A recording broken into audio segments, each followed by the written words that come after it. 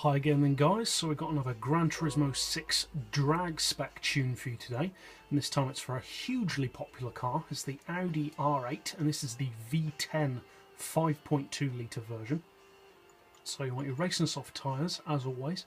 For suspension we've got the front as high as possible for this particular one because it's more of a high-end drag tune, or a high-speed drag tune I should say. Rear you want as low as possible. Springs we've got all the way up as far as they can go. Dampers as low as possible. Anti-roll up to 7. Camber and toe neutral to get as much tyre contact to the road as possible. For the gearbox we've got an auto setting of 249 as you can see. Then for the individual gears we've gone for 3.625, 2325, 1625, 1225, 975 and 850 with a final drive of 2.6. For the diff we've got the maximum initial torque for that explosive launch, high acceleration and low braking. We've got a torque split of 40-60 on this one. All the power upgrades obviously, and I will be using NOS, and obviously you want all of your weight loss.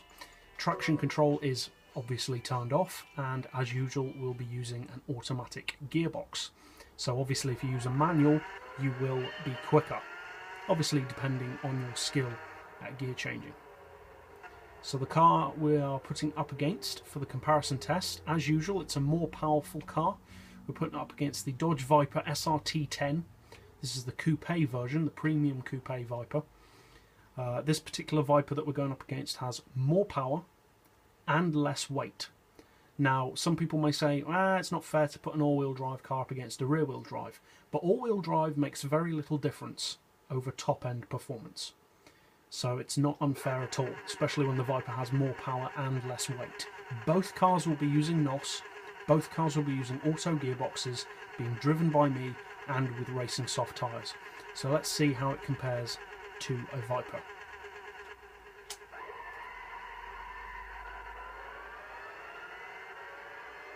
So obviously off the line the all-wheel drive does give you an advantage, but can the Viper catch up top end? Because it does have more power. Both cars are over 1100 horses, but the Viper does have an edge on power, torque, and is also lighter. So the Viper has every advantage really for top end performance. But as you can see, it isn't catching up.